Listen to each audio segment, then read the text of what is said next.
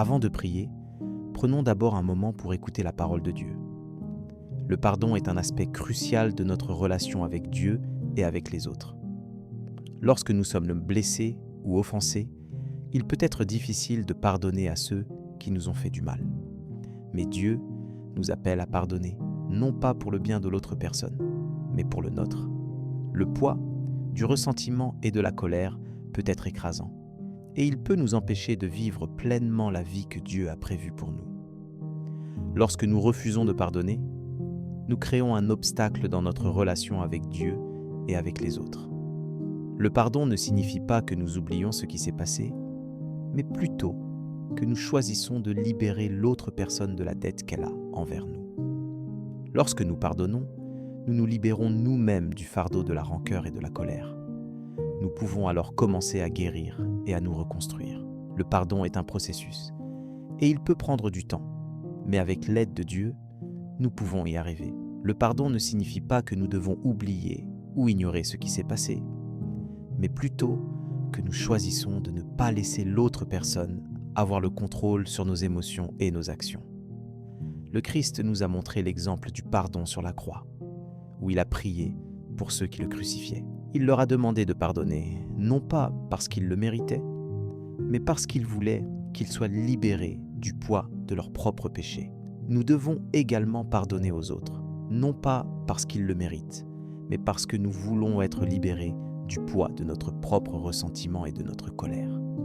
Le pardon est une décision que nous devons prendre chaque jour, parfois chaque heure.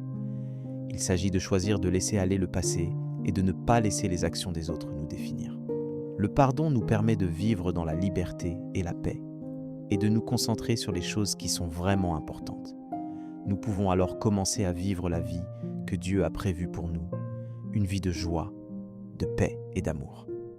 Lorsque nous nous sentons blessés ou offensés, il est naturel de vouloir réagir avec de la colère ou du ressentiment. Mais Dieu nous appelle à réagir différemment, à pardonner et à aimer. Cela ne signifie pas que nous devons oublier ce qui s'est passé, mais plutôt que nous choisissons de ne pas laisser l'autre personne avoir le contrôle sur nos émotions et nos actions.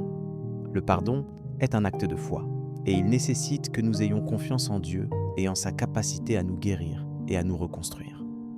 Lorsque nous pardonnons, nous devons également nous pardonner nous-mêmes, pour les choses que nous avons faites ou pour les choses que nous n'avons pas faites. Le pardon est un processus qui nous permet de grandir et de nous développer et de devenir les personnes que Dieu a prévu que nous soyons. Il est important de se souvenir que le pardon ne signifie pas que nous devons rétablir une relation avec la personne qui nous a fait du mal. Le pardon est un acte personnel et il ne dépend pas de la réaction de l'autre personne. Nous pouvons pardonner sans que l'autre personne sache ou accepte notre pardon. Le pardon est une décision que nous prenons pour notre propre bien, pour que nous puissions vivre dans la liberté et la paix. Prenons maintenant un moment pour prier ensemble. Nous te remercions, Seigneur, pour ton amour et ta miséricorde. Nous te demandons de nous aider à pardonner ceux qui nous ont fait du mal et de nous donner la force de pardonner. Nous te demandons de nous guérir et de nous reconstruire et de nous donner la paix et la liberté. Nous te demandons de nous aider à vivre dans la gratitude et l'amour et à partager ton amour avec les autres. Amen. Si cette prière a touché votre cœur, écrivez « Amen » en signe de foi. Nous prions pour que chaque bénédiction contenue dans cette prière soit sur votre vie. Si vous avez besoin d'une prière spéciale, partagez-la en commentaire. Nous serons ravis de prier pour vous. Que la grâce et la paix de notre Seigneur Jésus-Christ soient toujours avec vous.